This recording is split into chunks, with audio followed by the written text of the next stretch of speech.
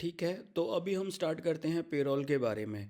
क्योंकि हमारे पास में एक सबसे बड़ी प्रॉब्लम्स ये आती है कि जो हमारे एम्प्लॉय हैं उनका अटेंडेंस लगाना, उनका सैलरी बनाना, उनका ओवरटाइम डिसाइड करके उन्हें कैलकुलेट करना, और उससे रिलेटेड जितनी भी इंफॉर्मेशन है, चाहे वो उससे related CL SL full and final और ग्रेजुटी बोनस, हर चीज़ को जिम्मेदार होता है हमारा HR डिपार्टमेंट। और उस चीज़ की प्रॉब्लम को सॉल्व करने के लिए हमने पेरोल को बनाया है। पेरोल के अंदर हमें बहुत ज़्यादा मेहनत करने की ज़रूरत नहीं है। लगभग लगभग HR की हर चीज़ ऑटो रेडी हो जाता है। जैसे ही हम एक काम कंप्लीट करते हैं तो उससे रिलेटेड ज़्यादातर चीज़ें हम तैयार कर पाते हैं। स्टार्ट करते हैं।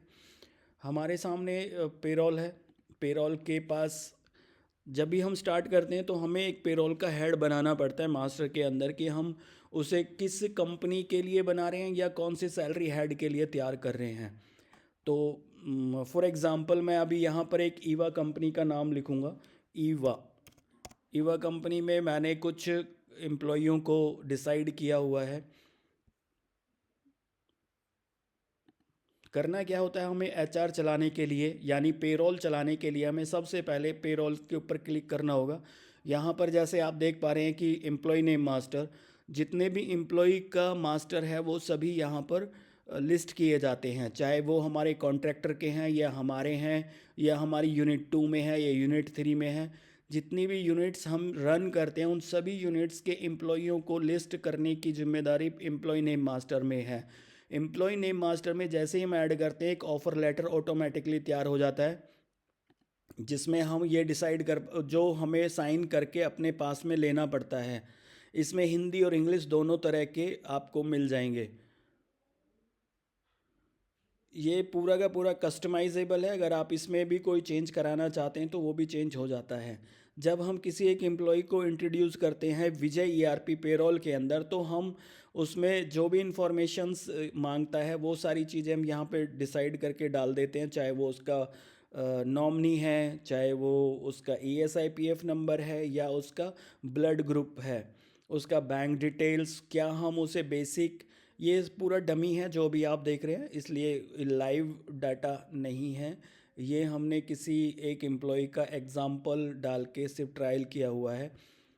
होता क्या है, जिस तरह से आप ESI देख पा रहे हैं और PF का परसेंटेज देख पा रहे हैं, अगर मुझे इस एम्प्लॉय के साथ में काम करना है और उसमें ESI नंबर मैं डाल देता हूँ, तो जैसे ही ESI नंबर डालता हूँ ESI का परसेंटेज जो गवर्नमेंट ने डिसाइड किया है वो एम्प्लॉय और एम्प्लॉयर का मिल जाता है। इसी तरह से हमारे पास में UN नंबर है या फिर PF नंबर, जो भी आप इसमें पुट करते हैं उसके अकॉर्डिंगली ही हमें यहाँ पर PF की परसेंटेज हर एम्प्लॉय के साथ डिसाइडेड हो जाती है।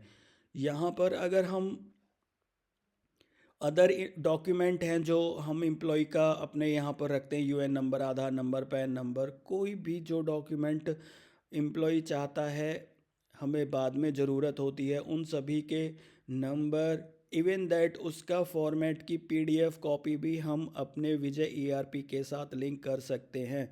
जब आप चाहें तब उसको देख पाएंगे। तो अभी यहाँ पर ये सब करने के बाद अपडेट करोगे तो सेव हो जाएगा।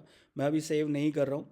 मेरे पास जो ऑलरेडी डिसाइडेड एम्प्लॉई है मैं उन्हीं के साथ काम करूँगा। मैं सिर्फ आपको ये दिखाना चाह रहा था कि जब हम ये बनाते हैं तो हमें नीचे की तरफ 3 या 4 चीज़ें और मिल जाती हैं।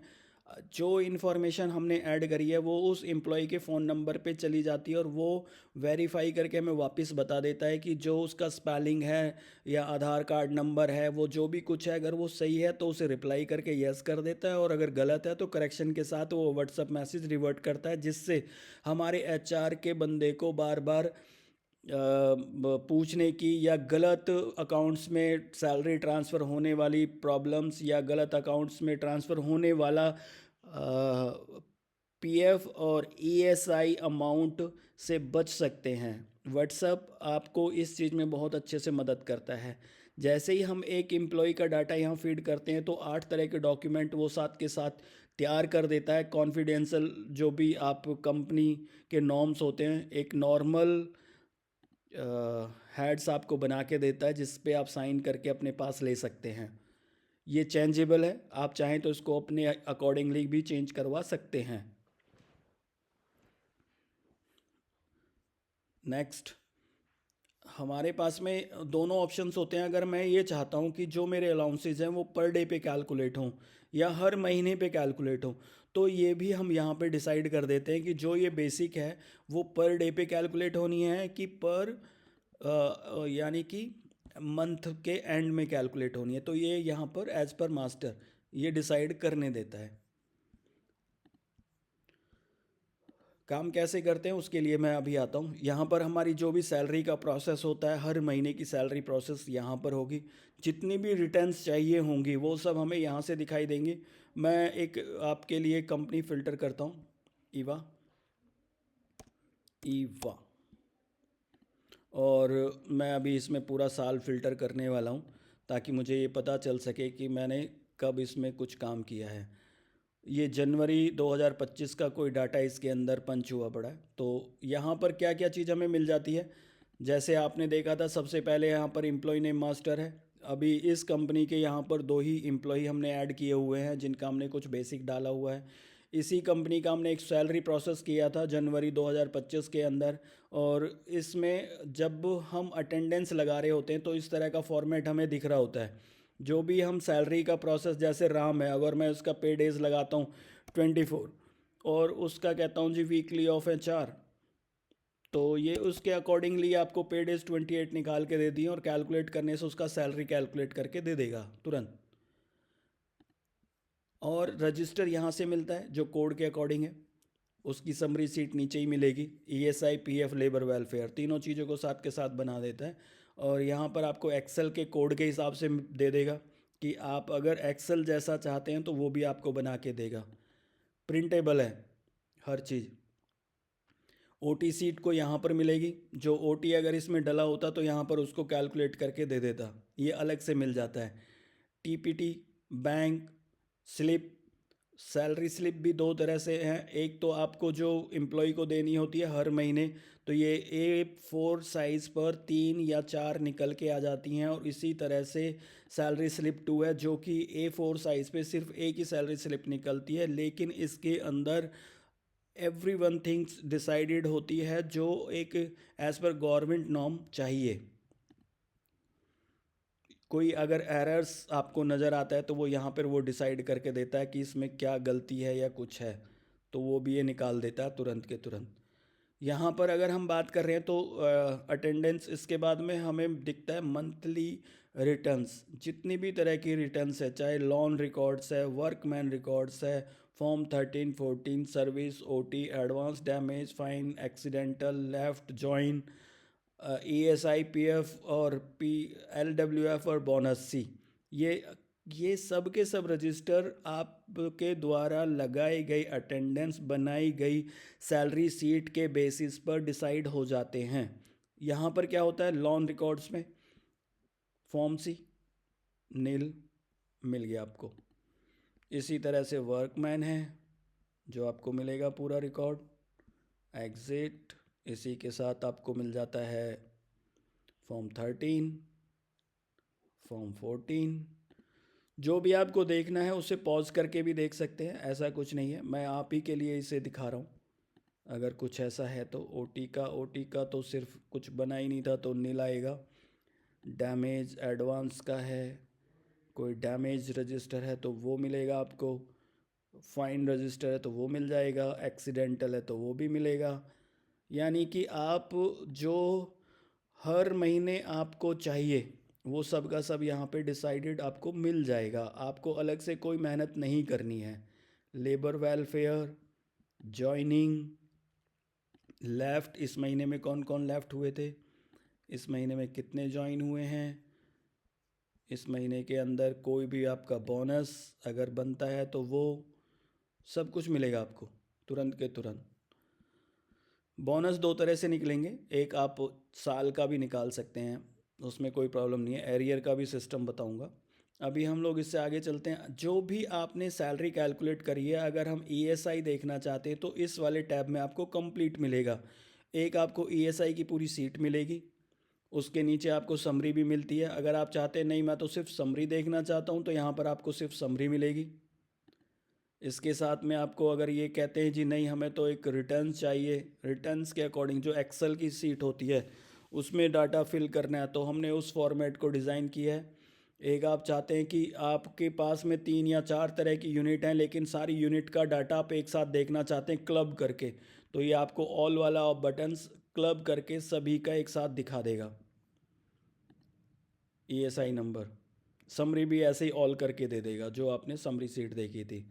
ये भी मंथली रिटर्न्स है, इसमें ग्रेजुटी की बात करता है, PB और लीव एन इनकैशमेंट, ये आपका निकाल के दे रहा है। एक है आपके पास में ग्रेजुटी B, और एक हो जाता है आपका लीव इनकैशमेंट से जो अमाउंट निकल के आ रहा है वो। इससे आगे बढ़ते हैं हम लोग। PF, सेम चीज़ PF के साथ है। अगर इसमें PF डिडक्ट हुआ होता है तो आपको समरी सीट एक पूरा लिस्ट मिलता, एक ECR फाइल मिलती, ECR फॉर ऑल हो जाता, और एक समरी मिल जाती जो जमा करने की है। ये आपका ईयरली रिटर्न्स है जो आपको साल में एक बार चाहिए होती है। आप जो भी साल यहाँ पे डिसाइड करेंगे उस साल का डाटा यहाँ पे लिखते हैं। जैसे कि मैं बात करता हूँ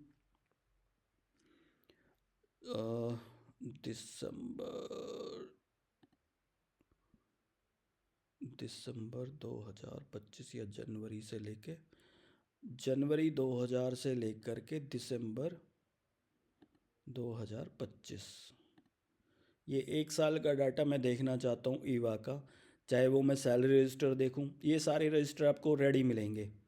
party, employ, salary summary, male female, ये क्या है, ये हर महीने में कितने मेल फीमेल्स रहे हैं, चाहे वो जनवरी फरवरी मार्च अप्रैल, ये कर देगा। यहाँ पर आपको इस तरह से पूरा लिस्ट दे देगा, ये रिपोर्ट फिल करके आपके सामने रख देगा। इसके बाद आते हैं आपको PF का है, ESI है, जॉइनिंग है, लेफ्ट है, लेबर वेलफेयर की एक साल में रिपोर्ट जाती है वो है। और लेबर वेलफेयर को आप अपने हिसाब से डिसाइड करना चाहते हैं कि मैक्स ये रहेगा तो मैक्स वेजेस यहाँ पे डाल दो, ये करेक्शनेबल है। आप 16,000 करना चाहते हैं कर सकते हैं। और उसके बाद में आपको एक लिस्ट बना के दे देगा, मैं देखता हूँ, ये इस तरह से बना के दे देता है। इसी तरह से ESI है, जो एक फॉर्मेट चाहिए वो सारे आपको यहाँ पे अवेलेबल करा देता है जो साल में एक बार चाहिए। बैक बटन, उसके बाद मुझे चाहिए होगा ईयरली रिटर्न के बाद में सीट ईयर के बाद हमें चाहिए लेबर वेलफेयर। हर महीने मेरा क्या डिडक्ट हो रहा है लेबर वेलफेयर, यहाँ पर आपको एक डाटा मिलता है, एक सीट मिलती है, और जो रिटर्न हर महीने जाया करती थी उसके अकॉर्डिंगली भी डाटा तैयार करके देता है। ये पूरे साल के लिए फिल करके दे देगा।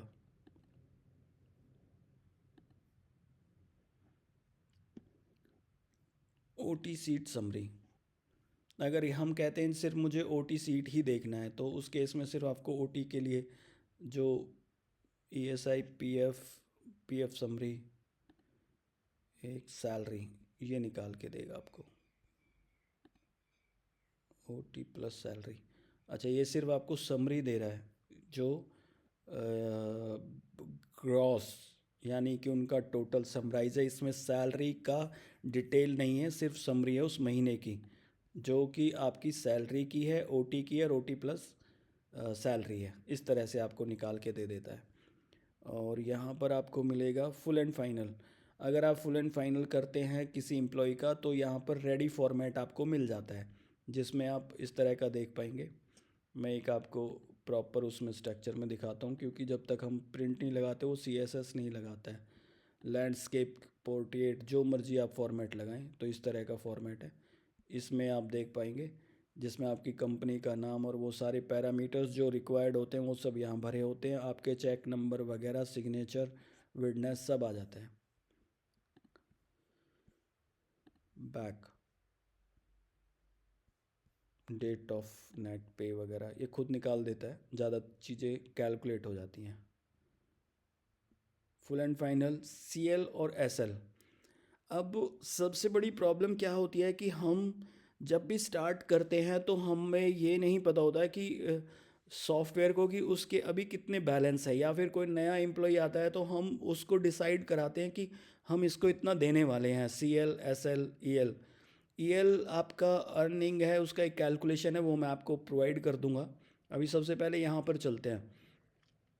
CL, SL, EL ये मेरे एम्प्लॉई हैं, इनको मैंने कितना प्लस माइनस करना है या उसका लेजर देखना है, तो हमें लेजर देखने के लिए प्रिंट पे जाना होगा। और अगर मैं ये चाहता हूँ कि मुझे इसमें कुछ डिसाइड करना है कि इसे कितने प्लस करने हैं, यानी कि उसे कितने मिलने चाहिए, तो यहाँ पर मैं जाता हूँ हॉलीडे कैजुअल लीव, CL की बात करता हूँ।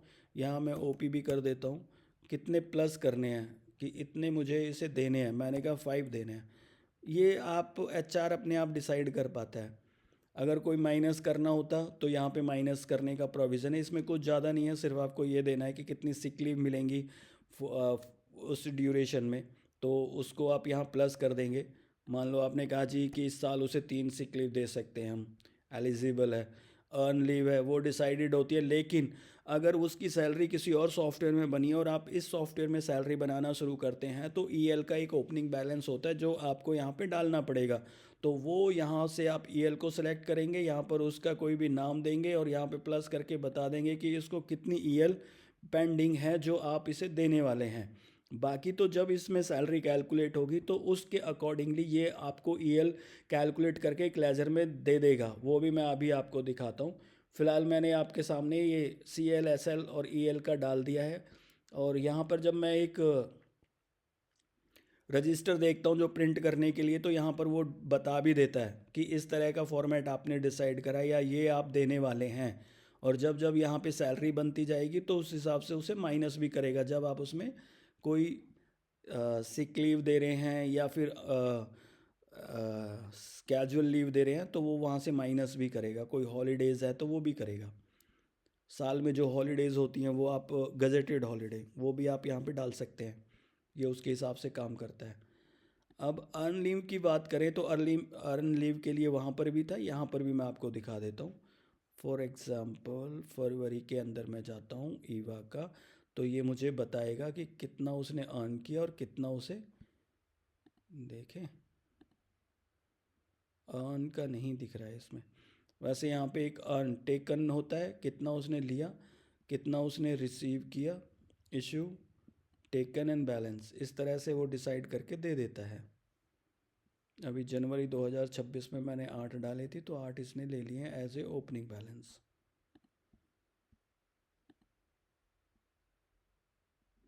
किसी भी एम्प्लॉय का अगर मुझे हिस्ट्री देखना हो तो यहाँ पे जाके, चाहे वो सुनील कुमार है, उसने फॉर्म 3 APF PF का जो फॉर्म है वो बना के दे देता है।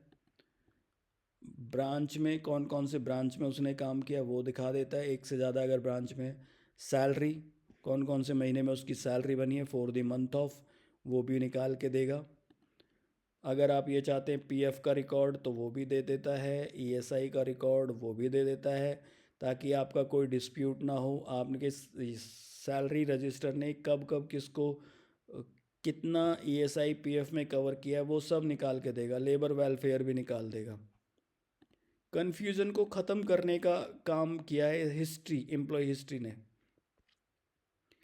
जो जो एम्प्लॉय हमारे यहाँ से लेफ़्ट कर जाते हैं तो उनके लिए KYC एग्ज़िट के नाम से ये फ़ाइल जनरेट करता है CSV, ताकि आपको अपलोड करें और बार बार एंट्री ना करनी पड़े।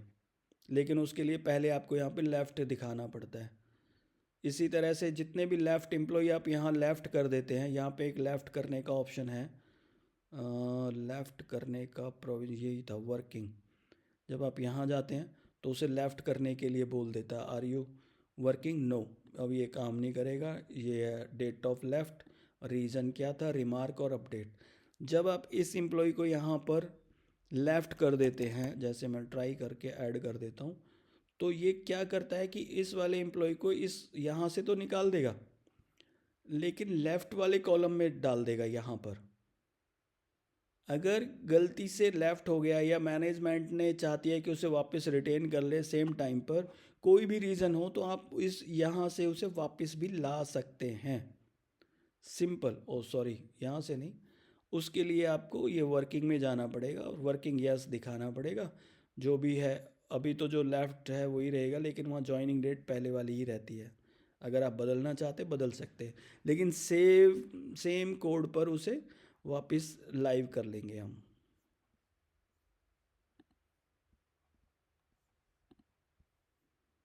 अच्छा, मैंने अपडेट नहीं किया क्या उसे? लेफ्ट, जस्ट ए मिनट, ये था वर्किंग, ये मैंने बोला उसे yes for example this reason wait right, और ये अपडेट कर दिया।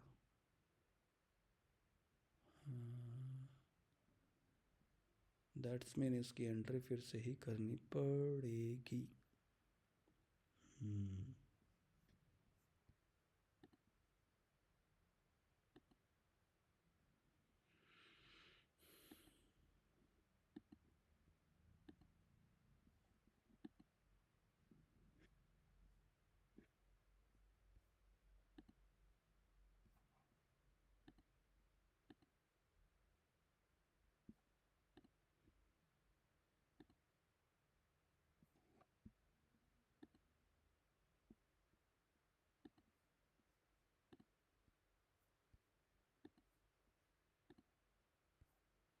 बहुत बढ़िया।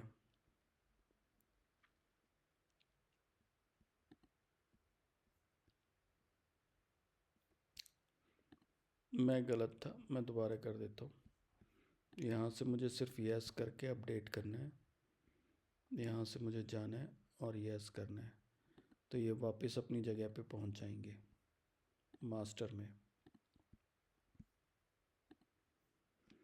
ठीक है जी। इससे आगे अगर हमारे पास जो भी एम्प्लॉय होते हैं उन सभी के जो डॉक्यूमेंट हैं अगर मुझे यहाँ लिस्ट करने हो, चाहे वो TIC4 ESI है, हमें कई बार होता है कि ESI की साइट डाउन चल रही होती है लेकिन हमें इमरजेंसी में उसे TIC चाहिए होती है, तो हम बजाय उन सब का प्रिंट आउट निकाल के या कहीं सॉफ्ट कॉपी में रखने के यहाँ पर लिंक कर लेते हैं, और जब भी उसकी ज़रूरत होती है सिर्फ यहाँ पे सर्च करेंगे उस एम्प्लॉय का नाम और क्लिक करेंगे और सीधा डाउनलोड, PDF डाउनलोड। इसी तरह से आधार का PDF फ्रंट बैक, ये जो भी आप देख रहे हैं, आधार है, सिग्नेचर ऑफर लेटर है, रिज्यूम है, 10th 12th डिप्लोमा IT, ये सारे डॉक्यूमेंट आप यहाँ पर अपलोड करके लिंक कर सकते हैं और ज़रूरत पड़ने पर उसका डाउनलोड करके यूज़ भी कर सकते हैं। ये आपका मोबाइल पे भी चलती है, तो ज़रूरी नहीं है कि आप जब सिस्टम पे हो तभी मिलेगा। अगर आपके पास एक्सेस है, यूज़र नेम पासवर्ड है, तो आप अपने मोबाइल से भी ये वाला काम कर सकते हैं चाहे आप फील्ड में हैं। इसी तरह अगर हम बोनस की बात करते हैं तो हम जब से जब तक का बोनस बनाना चाहते हैं उस कंपनी का, मैक्सिमम वेजेस 21,000, अगर उससे भी कम ज़्यादा करना चाहे, परसेंटेज भी एडिटेबल है, तो आप इसको जब क्लिक करेंगे तुरंत ये बना के दे देगा। इसी बेस पे वो चेकलिस्ट भी बना के देता है कि वो किस महीने में कितना बना के दे रहा मैक्स करके, ताकि कोई गलती ना हो। ये आपका फॉर्म C है, ये तीनों रजिस्टर आपको एक इमीडिएटली रेडी कर देता है, जिसमें कोई एक्स्ट्रा कैलकुलेशन या एक्स्ट्रा टाइम लगाने की ज़रूरत नहीं है। और ये अगर आप चाहते हैं कि किसी एम्प्लॉय की सैलरी को डाटाबेस से निकालना चाहते हो, कोई गलती हो गई है या कोई भी रीज़न हो, तो वो भी आप यहाँ से कर सकते हैं। उसके लिए आपको यहाँ पर जाना पड़ेगा सैलरी डिलीट के अंदर। सैलरी डिलीट के अंदर आपको उस महीने को सिलेक्ट करना पड़ेगा जिस महीने में उसकी सैलरी बन चुकी है और वहाँ से डिलीट करना चाहते हो। अब इसमें से जैसे ही आप देख रहे हैं for the month of January की ये सैलरी है, आप इसमें डिलीट करेंगे तो उस महीने का जो सैलरी के अंदर रिकॉर्ड था वो डिलीट हो जाएगा।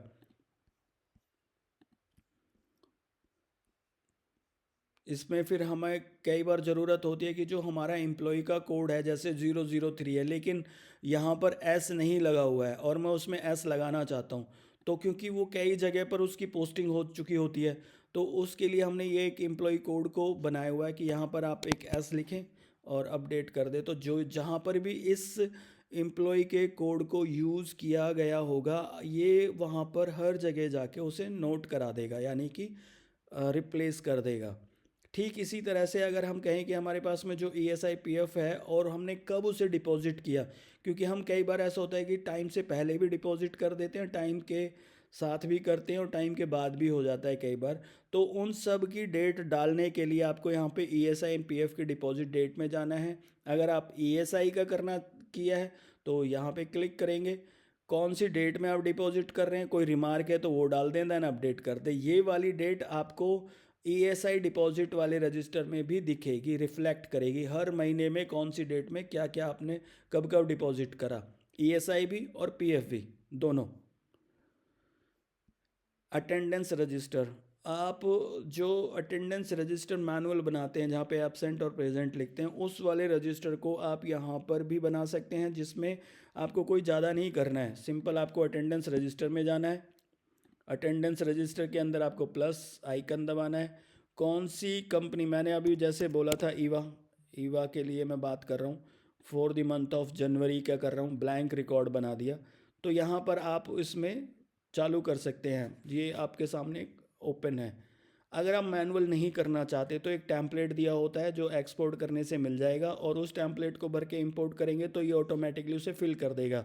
इसमें कोई एब्सेंट प्रेजेंट की ज़रूरत नहीं है। 0 1 का फॉर्मूला है, जिसमें आपको 0 मतलब एब्सेंट है और 1 मतलब प्रेजेंट है। आप अगर इस तरह से भी भरते हैं तो ये आपका काम करने देता है। इसके बाद सीधा अपडेट करेंगे, और जब आप एक रजिस्टर देखना चाहेंगे तो वो सॉरी, ये ए और पी को ही लेके काम करता है, कोई बात नहीं। It's 5 o'clock. एडिट, यहाँ पर absent, present, present, present, present, present, इस तरह से आप इसे कर सकते हैं। इसी तरह से आपको ये दिखा देगा। फ्राइडे, सैटरडे, संडे, ये आपको डे भी दिखा रहा है कि कौन सी में, कौन सी तारीख में कौन सी डे है पूरे महीने का। कोई हॉलीडे है, holiday, absent, sick leave, other. Complete register बनाने की बात करेगा, कोई कमी नहीं। प्रिंट निकालने के लिए सिंपल आपको प्रिंट में जाना है और ये प्रिंट करने देगा, हॉरिजेंटल, वर्टिकल, जैसे भी आप चाहते हो।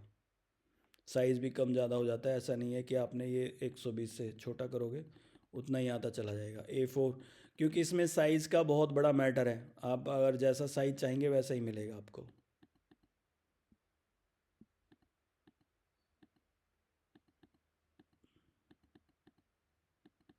ये 100% आ गया फॉर्मेट, 1 तारीख से लेके और 31 तक। मैं अभी इसे कैंसिल कर रहा हूँ, ये आपके सामने फॉर्मेट है। बैक,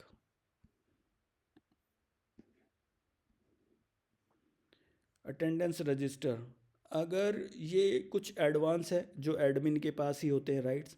इसमें क्या होता है, अगर मैं ये चाहता हूँ कि मेरे जो एम्प्लॉय लेफ़्ट करने हैं मुझे एक साथ बल्क में, तो मुझे यहाँ पे जाना होगा, एक टेम्पलेट डाउनलोड करूँगा, वहाँ पे उसकी डेट वगैरह डालूँगा और इंपोर्ट करूँगा, तो उतने आपके एम्प्लॉय एक साथ लेफ़्ट हो जाएंगे।